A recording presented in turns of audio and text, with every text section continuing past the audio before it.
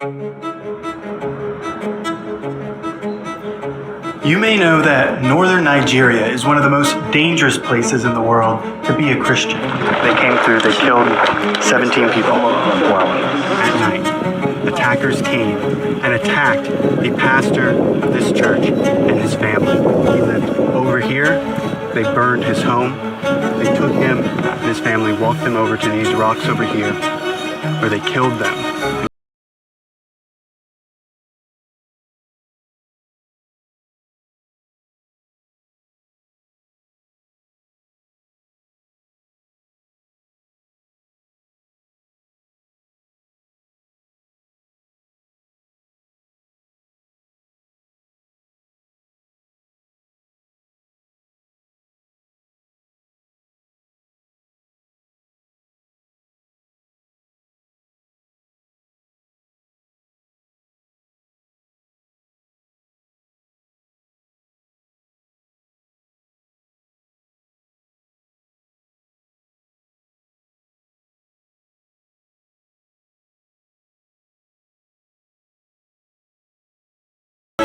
I met another Christian woman, Rhoda Jatau, a mother of 5 and lifelong civil servant. She was accused of blasphemy, and her neighborhood was ransacked in 2022 for allegedly sharing a video that condemned the brutal murder of another Christian. She sat in a jail cell for over a year and a half with little access to family and lawyers while her trial proceeded.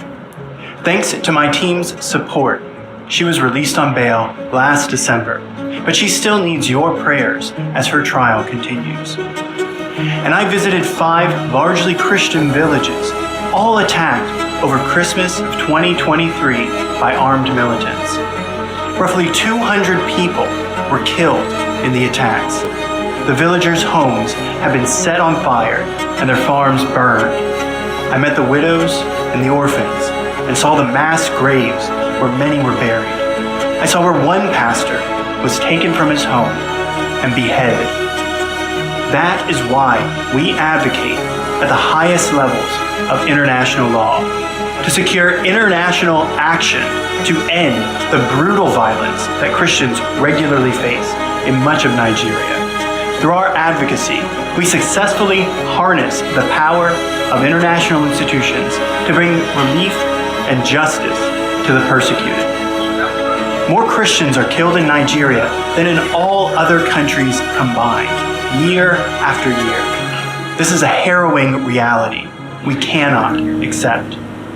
But what I also saw on my trip was incredible hope, faith, and devotion in Christ. We come alongside these courageous Christians to advocate for them under the law and ultimately to secure victory, not just for them, but for everyone seeking to peacefully live out their faith. I saw the young women converts receiving trauma care and learning to live in a new safe place with a loving church community. I saw the church leaders raising up their congregations and proclaiming the gospel without fear. I heard how Rhoda's faith was strengthened during her trial and imprisonment, and how much she appreciated the prayers and support of people all across the world on her behalf. And at the last church I visited, one of the first churches attacked on Christmas Eve of 2023, with no roof because it had been burned down, I saw a shining white cross standing there still at the front of the church. When I turned around, I saw that the villagers had come unexpectedly to greet us in the church they had recently returned to. They spontaneously began singing a Nigerian praise and worship song, shouting and clapping, "Alleluia, Alleluia," and God will thank you for your love towards us. It was one of the most powerful moments of my life. The Holy Spirit truly dwells with these people in the most difficult circumstances. Their joy in the face of persecution is miraculous. And it is such a joy to know that we, with your support, are able to secure critical legal wins for them. I also learned from all these individuals and the many others that I met during my time in northern Nigeria just how widespread the injustices against Christians are and how necessary the work of lawyers is to defend their right to freely practice their faith. So many Christians, especially converts and church leaders, face violence, persecution, and discrimination in Nigeria. But through our work and our allied lawyers on the ground, many are finding freedom and hope. While the persecution facing Nigerian Christians is severe, we can and are making a difference. We cannot do this work to stand with our persecuted Christian brethren in Nigeria without your support. Every client I met thanked those who prayed for them and their religious freedom and who contributed to supporting their legal cases. But they also said that more help was desperately needed, and I saw their need with my own eyes. Your support is needed to provide both immediate relief for our persecuted brothers and sisters and to build a long-term legal culture of religious freedom. So, will you join us by backing the legal defense of the persecuted church in Nigeria? President Tinubu needs to put his best foot forward to govern the country. If he does that, in 4 years, he can turn things around. But there are certain critical things he would need to do. The first thing is to say, what's the Constitution? If, for instance, me and my wife Lillian don't agree in our marriage of 45 years, then we can't do anything. So the first thing President Tinubu would need to do ensure that Nigerians all agree to be one country. You recall that Olagi asked those two questions. Do we want to be one? It's not by force. If we want to be one, how? We haven't asked those questions. Which is why I told President Babi of the Senate that it has taken 23 years to solve the problem of the Constitution. And I urged him, in conjunction with President Tinubu, to resolve the Nigerian constitutional question now by inviting the owners of Nigeria. The owners of Nigeria, mark you, were those who owned Nigeria before Lugard brought his amalgamation in 1914. Call them in. These are the people who own the country and ask them questions. What do you want to see of the Constitution? Because without the Constitution, we're going nowhere. And no one will doubt the fact that the Constitution bequeathed by the military in 1999 is unsatisfactory. You can't build anything out of a weak foundation. The economic development policy of President Tinubu, the political development policy of President Tinubu, and everything else he wants to do rests on a very solid foundation. So let him immediately resolve that. How can we spend 23 years looking for a foundation for building a house? Does that make sense to anybody? So that's my number one issue. We need to resolve this issue of, do we want to be one? And mark you, the flip side of the question is that we mustn't be one, because Yugoslavia, which was 6 countries under Marshal Tito, when he died, decided to break apart. And today, a lot of them are very strong countries: Macedonia, Croatia, Slovenia, Slovakia. They're all doing well. So there is no sacrosanctity about Nigeria being one country. There's none. I personally would wish for Nigeria to be one country, but we must agree. Now, that is the problem. Because we have not agreed, and because the National Assembly has appropriated to itself the all-knowing wisdom of giving us a constitution, that is the weakness. So that's the starting point. They wanted to be separate from the country that the British Empire had imposed on us, which was this country of Nigeria, where they kind of took a bunch of independent nations who don't have anything to do with each other, don't even speak each other's language, don't relate. Many of them were even enemies and warring at the time, smushed them all together and drew these arbitrary lines around them and called them countries and named those countries. Right. And then said, now y'all get along. and do a country for us and be a union for us, and then go through, contentious, bloody independence processes that never really yield any real independence. You're still part of a commonwealth afterwards. True.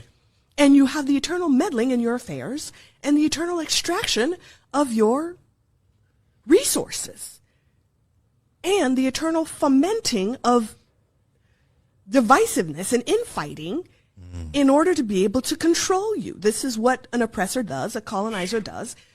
These are tactics and strategies of dominance. Right. We were subjected to that as a larger unit of Nigeria. And then when the Igbo people said, we want our own thing, let's go and do that. Well, it so happened to be that the territory that this new country of Biafra was going to be in included very, very rich oil reserves. And the British were not going to let go of that. Wow. And the people that they had put in power, their puppet Nigerian governments weren't going to do that either, because they needed it for the Nigerian project. Right. And Britain needed it for its own interests and uses. So Great Britain got directly involved in this civil war and in the war for independence, and decided that they would do everything to make sure that Biafra did not go. Wow. And this everything meant directly funding genocide of the people of Biafra. They drink, they fornicate, they do all the things that all human beings do. So it's not a question of religion. There's no question of anybody being truly a Muslim there. I knew a chief judge who was supposed to be leading Muslim prayers, who anytime he came to me in my official residence, he would put a brandy or whiskey in a mug and be drinking, and they would smoke and all that. So I don't think it's religion. When they started this Sharia, how many of them are obeying the Sharia? How many of them? No, not none of their leaders. So it's not religion per se, but they use religion to deceive people and say, Hausas were not Muslims at all. So they say, well, let's give you a superior religion, we'll give you Islam. But that didn't apply to the South, because we've had Muslims in Yoruba land even before 14th century. So truly what we are fighting against, or what is going on, is clash of culture. And civilizations. And civilization. That's right. Not really the Fulani versus the Igbo, or the Fulani versus the Yoruba. No. It's clash of civilizations. Yes, clash of civilizations and clash of cultures. Yes, you're right. That means we have not really integrated as a people. Never. We have never been. So the word the Nigerian people is a fallacy. Is that what you're saying? Yes. Because, again, in those days, you will say there have always been Igbo markets, Hausa markets in Enugu, been Sabos in Shagamu. But those Sabos were occupied by Hausas. Hausas are peaceful people. We traded in Kola North. We did even the few Fulanis that came with them at that time, when you had a Sabo in Shagamu or in Ibadan here, they would still look for one Fulani man and make him their Seriki. How did the Hausa accept They were subdued. They were subdued. Despite their large numbers. Yes, they were subdued. Of course, they killed, they ruined, they extirpated their 7 kingdoms. They killed their 7 rulers and took over under the guise of religion. Another thing they used, they used the word corruption. Oh, your people are corrupt. We are saints. Your people are corrupt. They've always used the word corruption to deceive people. But the jihad is over. How come the Hausa man is yet to claim that Hausaness again? It's just now that the efforts we are making in the South have begun to yield fruits. You will be surprised to hear that now in Hausa land, we now have Hausa Christians. Never had that before. Never. You now have Middle Belt Forum that are saying we are not Northerners, we are Middle Belters. We are not Northerners. Don't call us Northerners. Now when you see a Jukum man or you see a Lantan man and you say you are Hausa or you are Fulani, he will be angry. He may even draw his dagger. Don't call me Fulani. I'm not Fulani. I'm not Hausa. What we did not know until recently is that when you call a Fulani man Hausa, he will be angry. He will say, Banzani. Because he knows that I'm superior to Hausa, can you say I'm Hausa?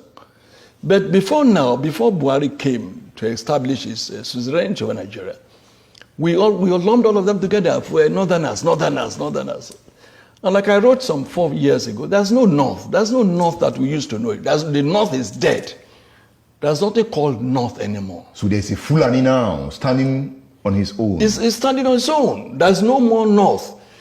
If they try any war today, oh God of mercy. The kind of cohesion you had in the army, the military in 1966, will never happen again in this country, if there is a country at all. You will not find a Hausa soldier now, an Igbo soldier going to Enugu to kill a fellow Igbo. You will not even find an Igbo soldier coming to Ibadan to kill a Yoruba man, or a Yoruba soldier going to Enugu to kill an Igbo man. It will not happen again. So the Lantan people, the Benue people will never, ever allow themselves to be used by any Fulani mischief maker. So if I'm getting you right, your argument is that the Fulani hegemony has been broken. Dead. If the Fulani hegemony has been broken, yes, does it mean that the social structure of Nigeria is about to witness a very hard hit that will lead to a new Nigeria? Yes, for those who agree with you to the extent of the fact that there are still some people who want a Nigeria, a group that I don't belong to. But for such people, yes, with the weakening of Fulani hegemony, there could be a Nigeria that will integrate the Soba Fulanis, the town Fulanis, and still reconstruct, rebuild, and then have a Nigeria that should be. But I, as a person, as Tola Deni, believe that it will take probably 1,000 years to change the mindset of a Fulani person whose philosophy is kill, maim, rape, send away people from their land and let me occupy it. That is the bush Fulani. It is the bush Fulani. Not the town Fulani. Not the town Fulani. And the town Fulani is more in number. No! The town Fulani is less than 1%. How did you get that figure? Oh, go and find out. Let them allow a sense. What are the town Fulani? They're very few. The ones who have in Abuja. Or the few that dot spaces in Sokoto. I'm sure that you know that Sokoto, as we speak, is not a Fulani town. Is it not? No, that's a mistake we make. Zamfara is not a Fulani town. There are more houses in Zamfara than Fulani. There are more houses in Kano than Fulani. But the Fulani govern. They are in town. They are in charge. Yes, so it's their town. Yes. By subterfuge, by cunning, by crookedness, by all sorts of gimmickry. Or by integration. Not integration, by intimidation. And I said they are politically savvy. What they did to the rest of Nigeria, when they realized that the Fulani in the military, they could no longer use the military to retain power indefinitely. Since they've had power, they had access to the treasury, they say, oh yes,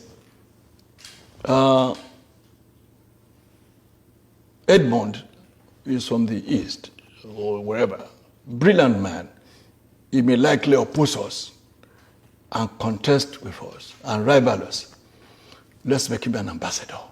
Let's give him an oil block. Let's make him a billionaire.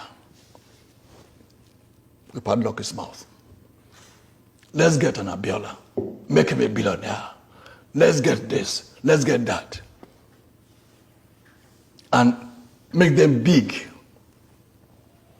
They will never be able to look us in the face. Then we can continue. Looting the treasury. We can continue. And once when we are in control of the treasury, we are in control of everywhere. So we can hire thugs. We can do whatever we would like. And that is why they introduced what I call plutocracy into Nigerian political etymology. Plutocracy. Meaning? Plutocracy is the government of the rich. Yeah. Oligarchy is the government of the muscle men.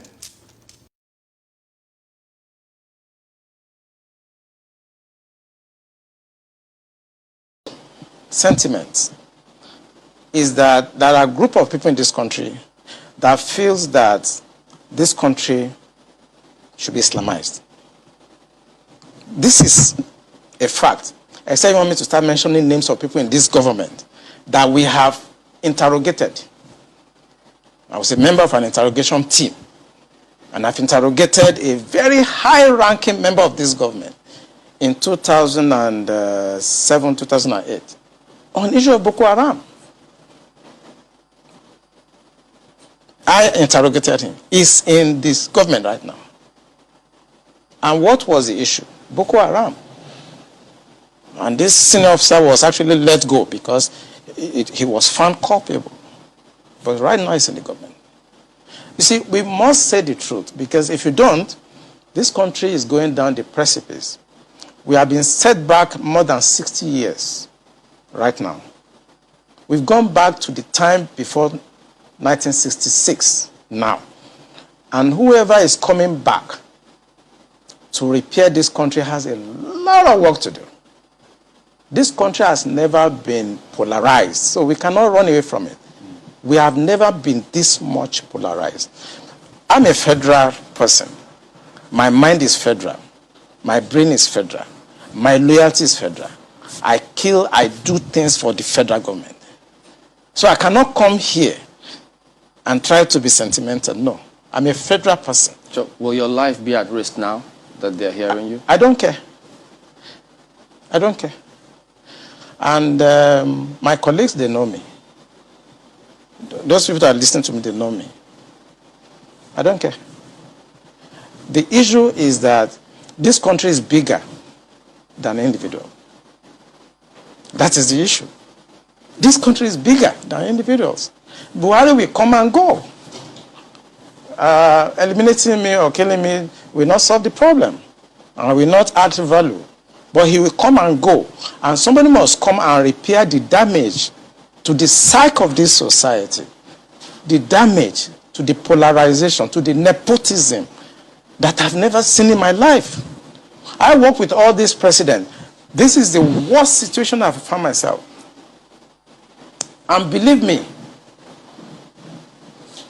internet does not forget. I was part of the people that helped to bring Buhari to government because I believe in him. Have you worked with the government after that?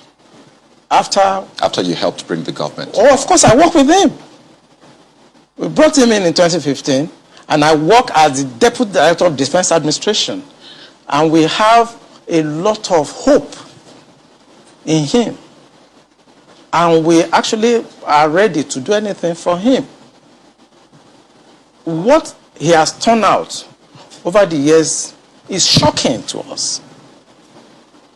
I was in Harvard in 2014, in December, when the Department of State Services and CIA and others were contemplating about Buhari and other aspirants. I know what we did to convince the American government that the only person that can come and put this country right is Buhari. That was before the Lagos, APC, before they chose within. Right. And that was how Tinubu came in.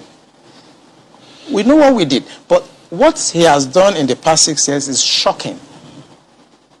It's unprecedented.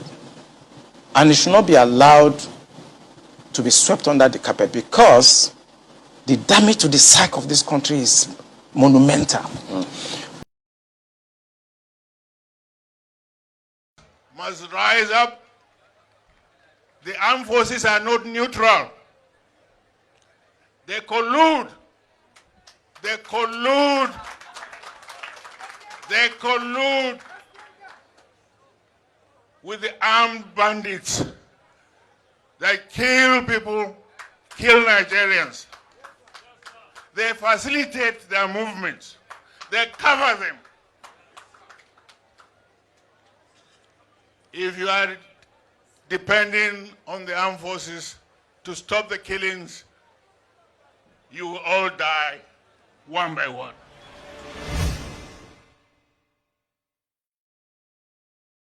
must rise up. The armed forces are not neutral. They collude. They collude. They collude with the armed bandits. They kill people, kill Nigerians. They facilitate their movements. They cover them. If you are depending on the armed forces to stop the killings, you will all die one by one. Which is it for you, Dr. Obadiah? Do you think the government is unwilling or unable to protect the people of Southern Kaduna? In fact, it is not only unable, it is unwilling, and we have good reason to feel that they are part and parcel of the killers. Let me make some revelations to you. That's a very big allegation, Dr. Obadiah. The government is part and parcel of the killers. Yes. That's big. Yes. Yeah. Okay. How would the government just say, oh, it is revenge killing and so on? Then you leave it there. Oh, because it is revenge killing and so on and so forth. The body language of this administration, the body language of the state government shows clearly that they have a hand in the killings. No doubt about it. Because, you see, General Abacha, and people don't give him his due. Do you think you would have tolerated such nonsense? And let me make some revelations, because some of us also have our own intelligence networks. Okay.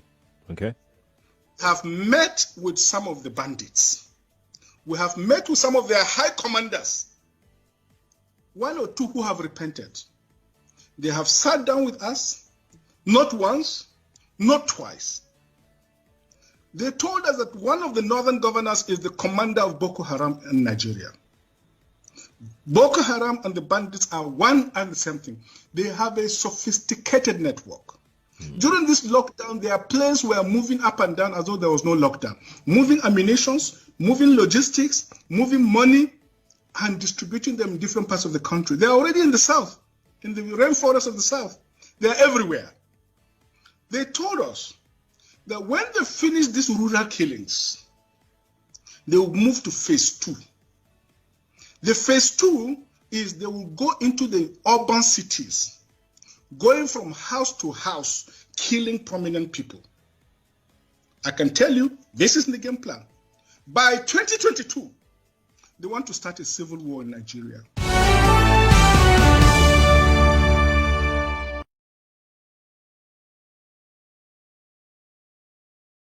Get to the point where we're sending hundreds of thousands of taxpayer dollars abroad to NGOs that are dedicated to spreading atheism all over the globe. That is not what leadership on protecting the rights of the faithful looks like.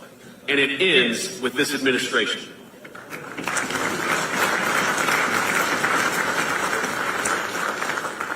And I'd add that part of our protecting religious freedom initiatives means recognizing in our foreign policy the difference between regimes that respect religious freedom and those that do not. The United States must be able to make that distinction. We must be able to look at the catastrophes, like the plight of Iraq's Christians over the past 3 decades, and possess the moral clarity to act when something has gone wrong.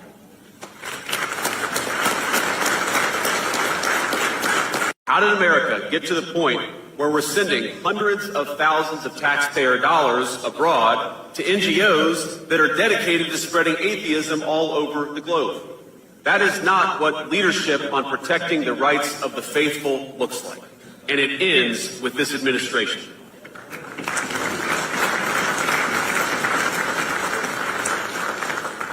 And I'd add that part of our protecting religious freedom initiatives means recognizing in our foreign policy the difference between regimes that respect religious freedom and those that do not. The United States must be able to make that distinction. We must be able to look at the catastrophes, like the plight of Iraq's Christians over the past 3 decades, and possess the moral clarity to act when something has gone wrong.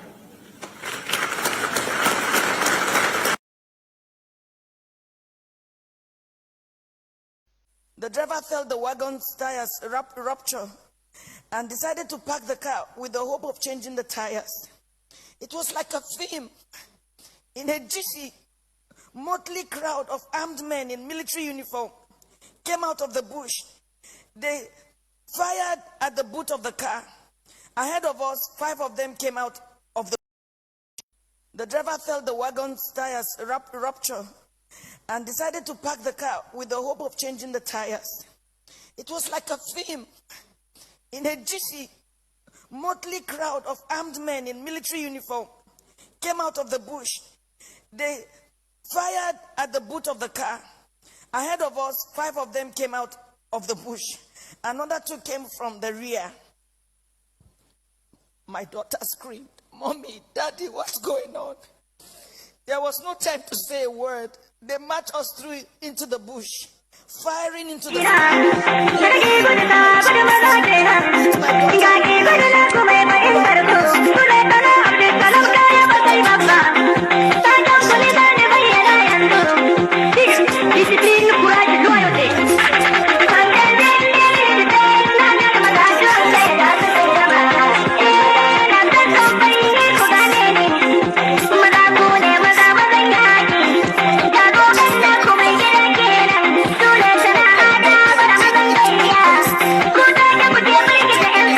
school in Adamawa. I had lived with some Fulani, so I understood a few Fulani words.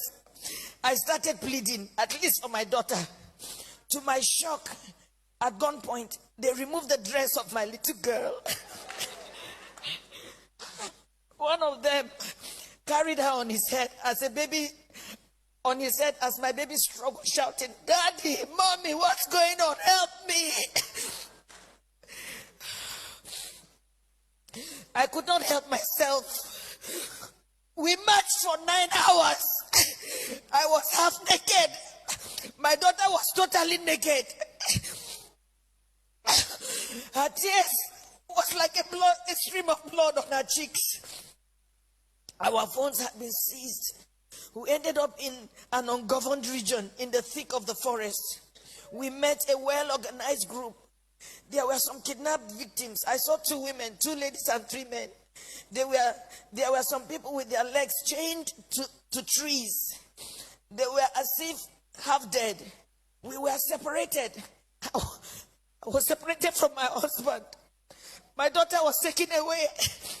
I only heard her screaming intermittently. I did not know what they were doing to her. These men, now about 2 dozen, had a full kitchen. They had a huge camp and a traditional medical team. How can they say they don't know where these people are? How can they say that? But the camps appeared isolated from each other. We heard noises afar, indicating it might be nuclear settlements of camps. Right in my presence, I saw them pack the remains of a woman. They took her and buried her a few meters away from us. She had tribal marks. I cannot describe the agony of 6 days in captivity in this little piece. I cannot talk about how they asked my husband to choose between myself being raped or his daughter being raped. My husband broke down in uncontrollable tears. One of them hit him saying, "Yoruba bastard, you dey cry, idiot." They now gave him an option that he should be raped by one homosexual among them. My husband, a devout Muslim. My husband is a devout Muslim. He told them that homosexual and rape of any kind was against Islam. They hit him with the butt of AK-47. What do you know about Islam? You can imagine, you are being asked to choose between being raped by a homosexual, your daughter just 9 years old, or your wife being raped. They gave the 4th option. If you fail to choose one, we would rape your daughter, rape you, the man, and rape me, the wife. I made myself the sacrificial lamb. My husband begged, saying they should name any price. One of them asked him to bend down. 3 beastly criminals sat on his back, jumping until he was too weak to stand.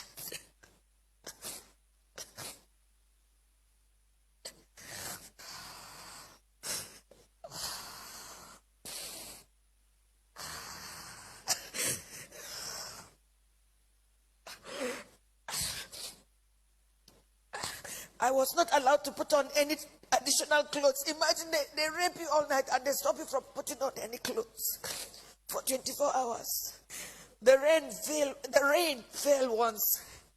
I became a relic at a sexual museum for the armed men who in turn addressed me and asked questions about my financial standing. New Fulani men joined the camp.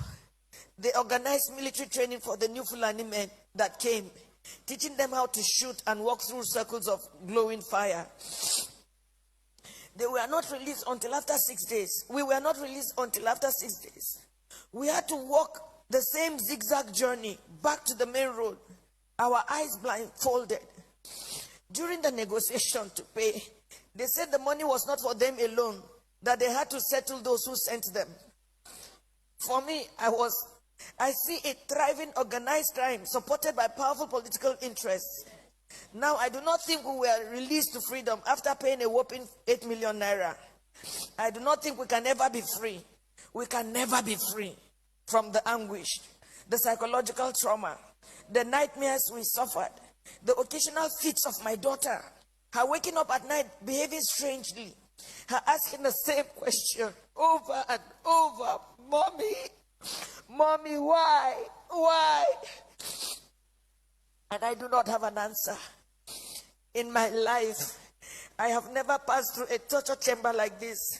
I do not think any society should let this happen. I do not know the fate of those we met and about 7 other people brought during the 6 days we were in captivity. What I saw was a nation that has collapsed, but pretends she lives. A people on life support. Crime is not restricted to Fulani people alone. We have Yoruba criminals, but I don't think Yoruba criminals are this beastly. These elements are savages. I can't imagine Yoruba thieves going to Sokoto or Meduguri to kidnap Fulani people and keep them in their own bushes. It gives me mental torture that this is happening, and some people are even trying to justify or look for excuses. Well, as a devout Muslim,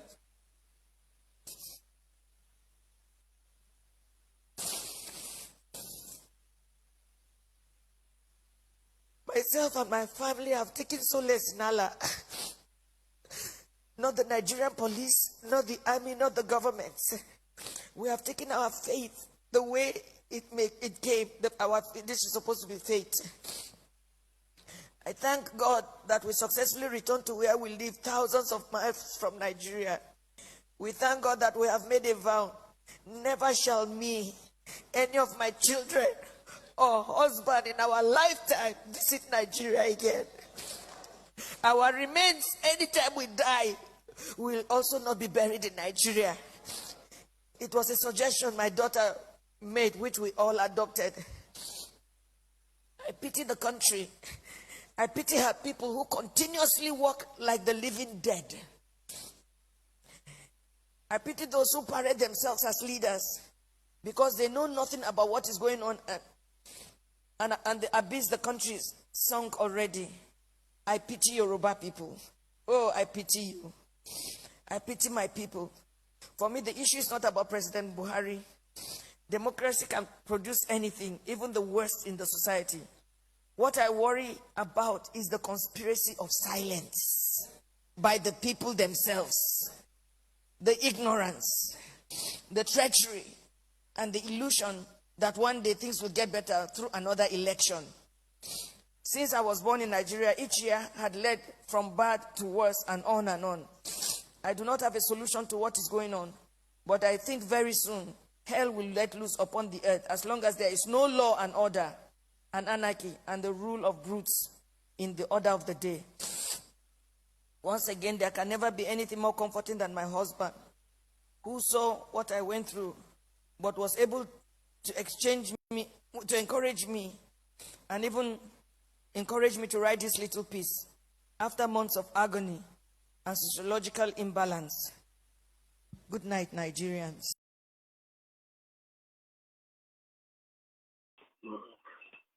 Good evening, sir.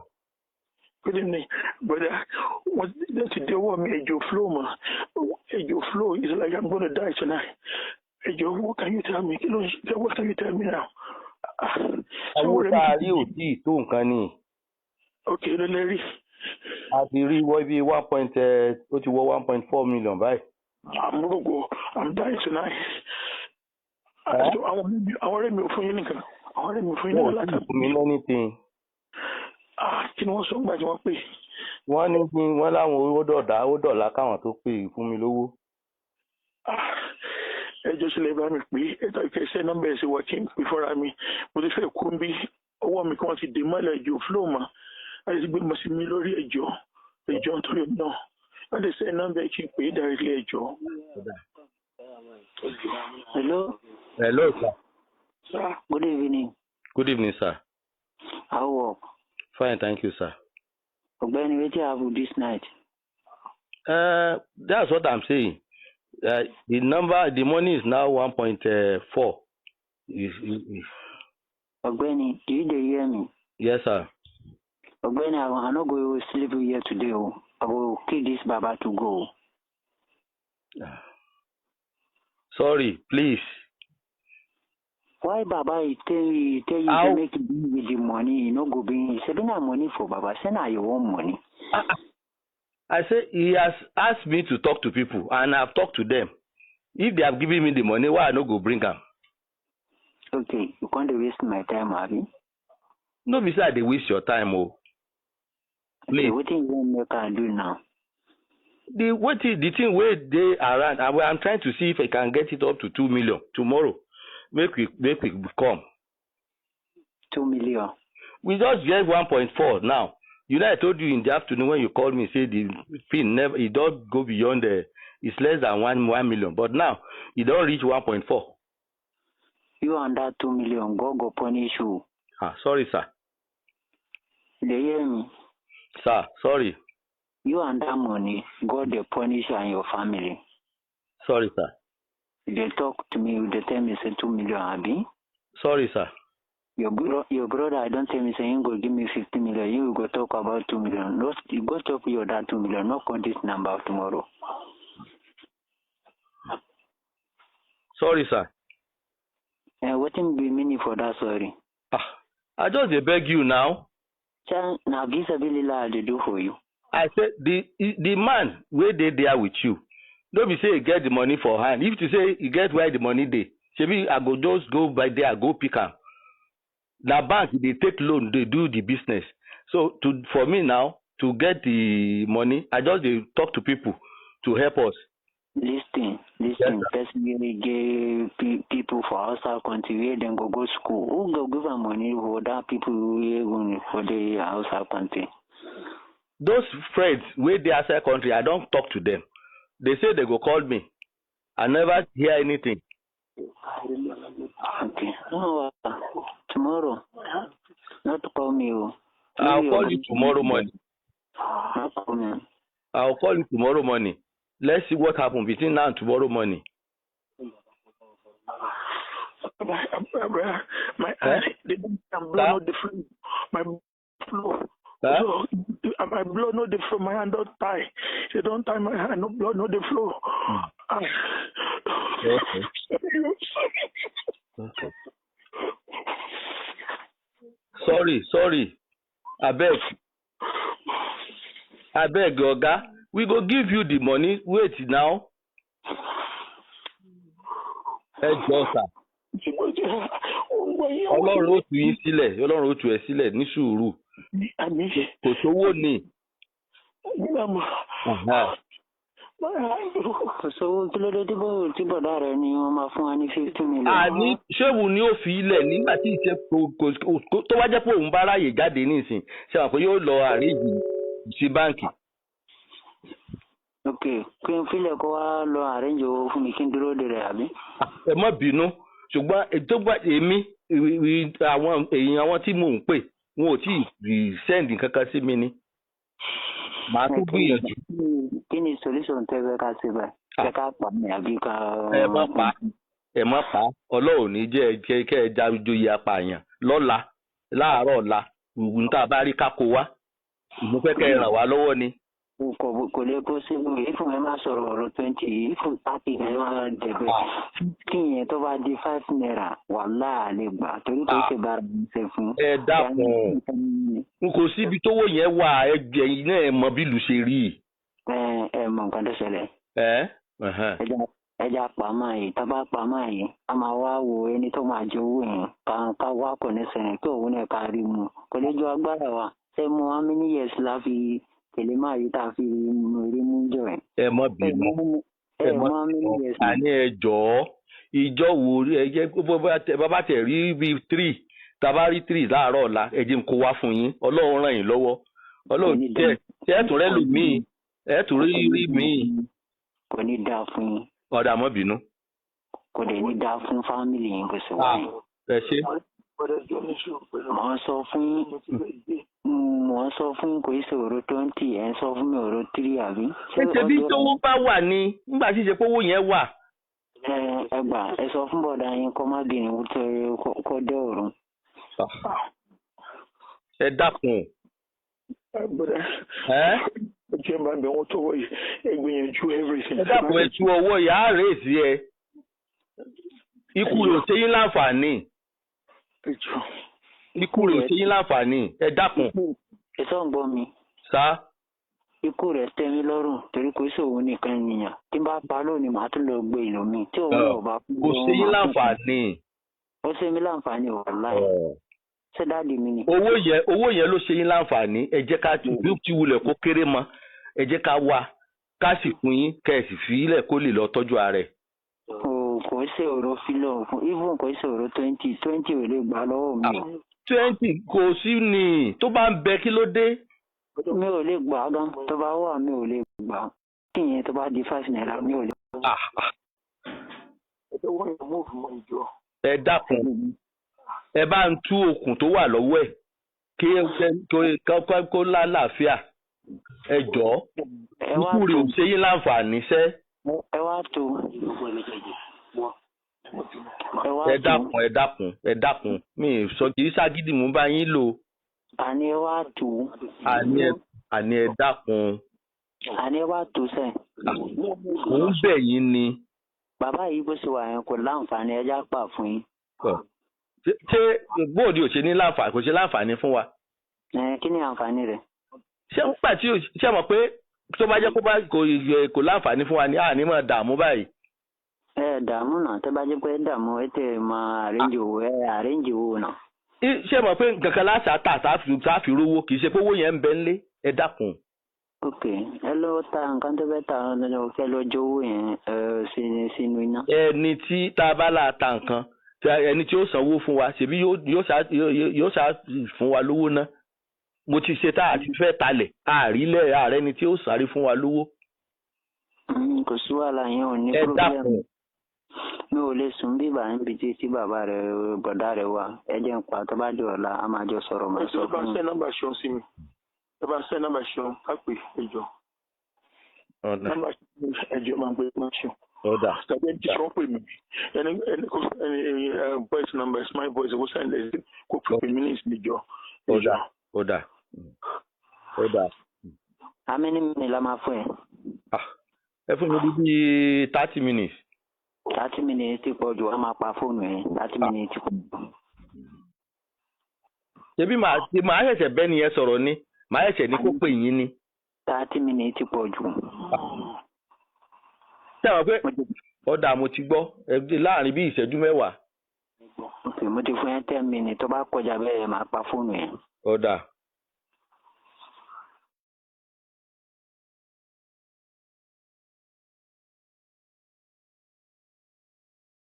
Hello. And Mrs. Carol Smith, welcome to the program. Thank you.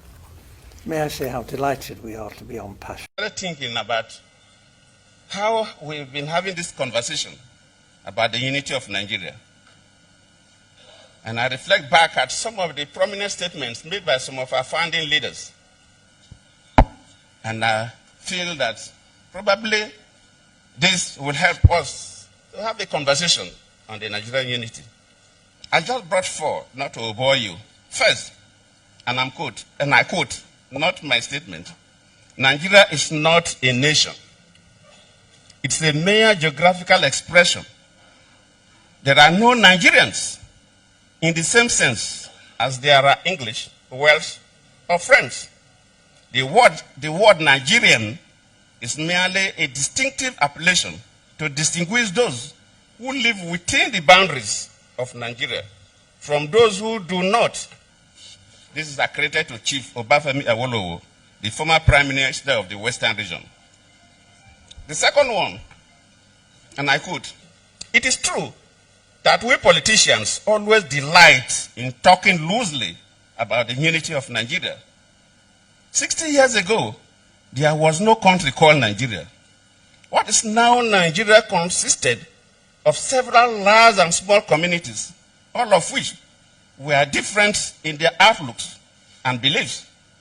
The advent of the British and that of Western education has not materially altered the situation, and the many and varied communities have not knit themselves into a composite unit. This is accredited to Sir Amadu Bello, former Premier of Northern Region. The third, and I quote, since 1914, the British government has been trying to make Nigeria into one country. But the Nigerian people themselves are historically different in their backgrounds, in their religious beliefs and customs, and do not show themselves any sign of willingness to unite.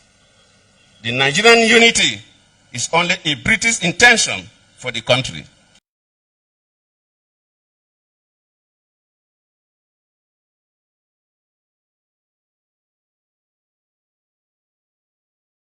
tí wọ́n dìbò fún tó jẹ́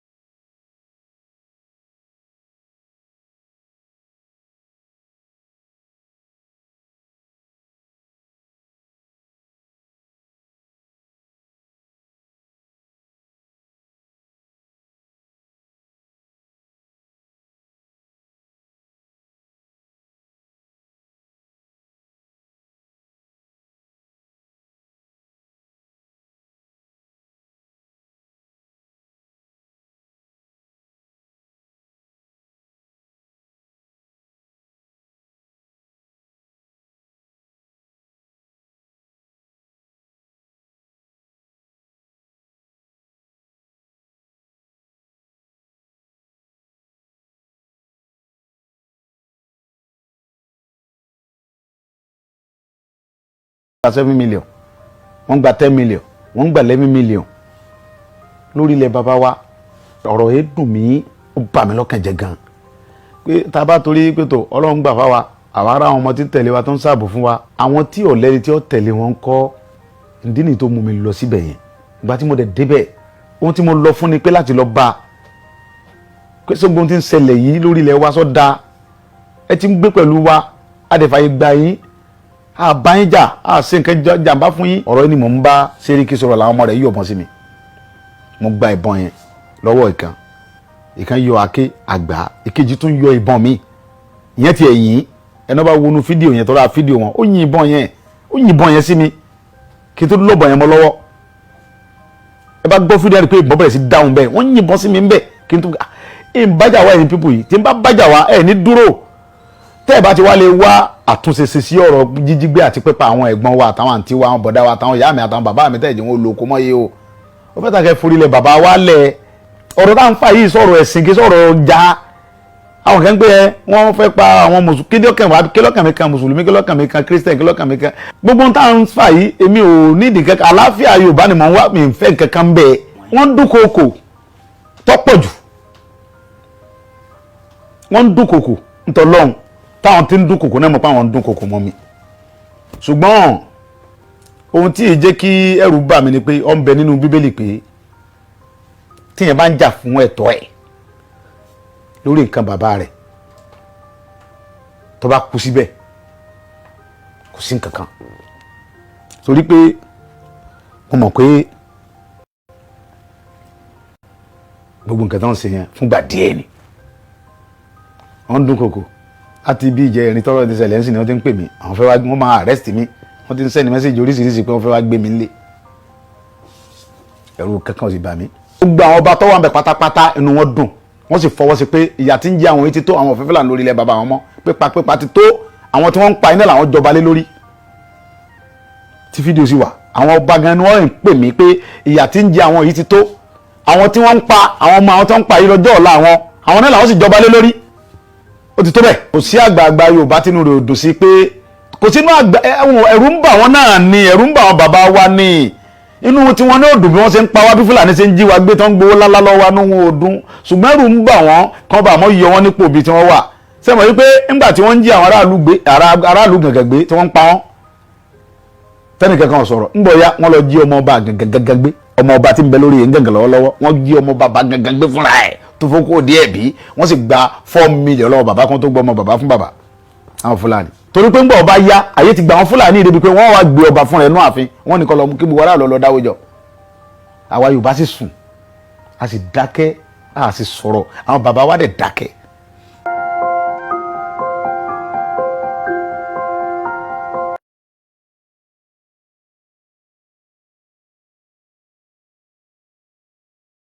Not in their hands, because you know what?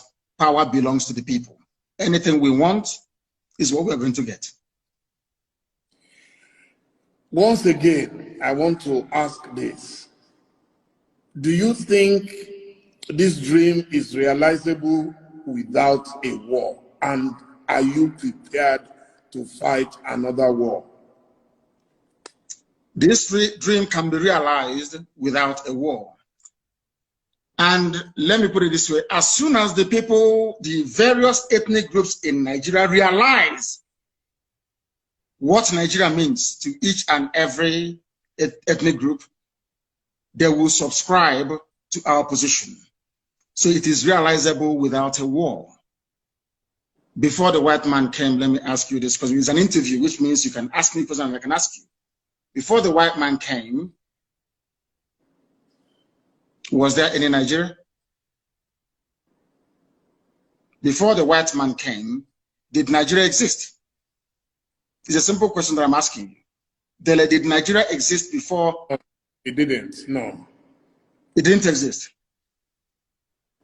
Then why are African people, black people dying over something that they did not create? Did any Yoruba man create Nigeria? The answer is no. No Igbo man Nigeria, no Hausa man did, no Fulani man did, no Kanuri man did, no Jukun man did. When you come to Nigeria, it's always a debate about it is our turn. It is our turn. It is our turn to rule. Now there are over 250 main ethnic groups in Nigeria. If you keep rotating the presidency every 8 years to each and every ethnic group, times 8 by 250, how many years are you going to get? So some people will die many times over. They will reincarnate many times over. The presidency hasn't come to them. Nigeria is a joke and an absolute mess. It was not created by black people. Therefore, it cannot be sustained by black people. I want to see an Africa where a Yoruba nation extends from Togo all the way to Edo State. That I want. because that is authentic Africa. I don't know why Africans are so beholden to something that's alien. I'm a white man. You look at it as a white man. What are you doing as an African defending something that a white man created out of, let's say, a racist intent? Nigeria was another company, Nigeria company, an ordinary business venture that the British company, and Africans are killing themselves. It's trying to maintain something that a white man created. Sometimes I wonder what type of African people understand. And that's why you have this neoliberalism. That is why the British High Commissioner had to go to Tinubu to ask him, how do you end this protest? Because if this protest continues, you're jeopardizing our oil. Now the country can use it as an advantage to get Biafra. They ask the army to go in and kill people. You people are being ruled by your colonial masters. Your fate is not in your hand. You're in a country that's 60 years old, so to speak. There is no electricity. If I'm in Nigeria, I can't come out in Nigeria. I'll be ashamed of myself. For 60 years, you have no electricity. For 60 years, no good roads. For 60 years, no good schools. For 60 years, your politicians are traveling abroad for medical treatment. I ask you, what is there to be proud of about Nigeria? Name one thing you can be proud of. Name one thing. It's a question I'm asking you there. Tell me one thing you can be proud of in Nigeria. Nigerians are amongst the brightest people in the world, including the Igbo people of which you are one. A very brilliant man. That is Nigeria in your DNA. I was born a Biafran, not a Nigerian. Nigeria is a historical mistake. Was there a birth certificate at that time that wrote Biafra on it? Of course, yes. You want me to show you? I will show it to you. I can email it to you. It's not here with me right now. I can email it to you. My person is Biafra. I don't mind. I will email it to you. So you see, what I'm asking is, if Nigeria never existed until the white man came, why are you, as a black African man, defending it? What's a white man created? Why? When you have Yorubas in Benin Republic, Yoruba is in Togo, they speak your language, they eat your food, they dress the same way you do, you have the same culture, the same value system, the same orientation, and I'm asking you, and the white man came from Europe and said, oh, you are Yoruba from Togo, you speak French. You're Yoruba from Benin Republic, you're going to speak French. But you're Yoruba from Nigeria, you speak English. Are people not perturbed by that? That level of dehumanization, that level of subjugation. You see, the one thing that shocks me about Africa and their class of intellectuals is the fact that they are willing to swallow hook, line, and sinker anything the colonial master gives to them. And I've asked you this very question. Can you go to Europe and create a country as a black man? The answer is no. Then why must you accept what a white man is doing in Africa? Do you see why we are poor and very backwards? Do you see why Nigeria can never have 24 hours of electricity? Never, ever, ever, ever. Because the foundation is faulty. The orientation of Fulani Janja, people were protesting SARS killings in the south. Fulani people in the north, you are busy having fun and laughing and smiling. And you want to be in the same country with them. Your value system, your reasoning, your understanding, your orientation can never ever be the same. Never be the same. Why did Britain leave the EU? Then I'm asking you, are they not Christians? Are they not Democrats? Are they not, don't they believe in free trade and voting people in and voting them out? But then why did Britain leave the EU? Why? The same Britain that left the EU is asking me not to leave Nigeria. Nigeria that is only 100 years old. Your grandfather was not a Nigerian. Was not. So why must you throw away the history of your family, the rich history of Yoruba people? Because a white man called the place Nigeria. Why must you do that? Why?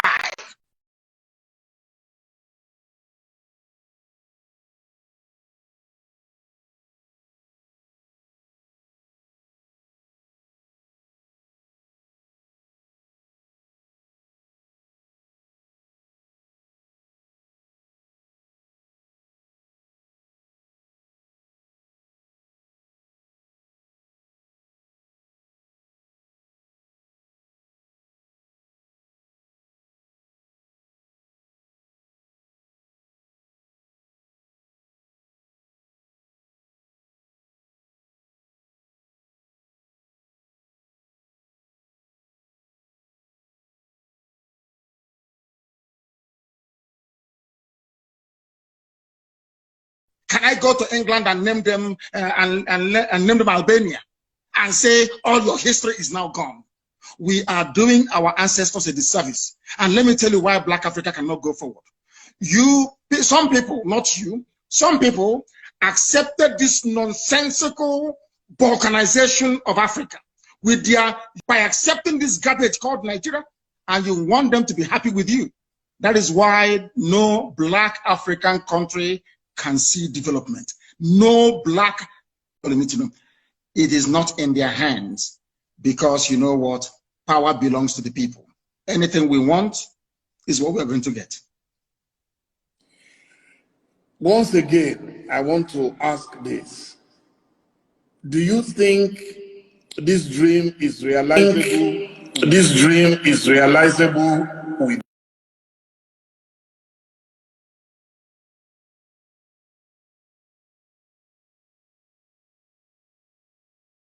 that whatever happened in the future, the West would never allow Nigeria to develop to a position where its wealth and power would threaten West European interests in Africa. Mr. Chairman, I don't need any comment. Thank you very much.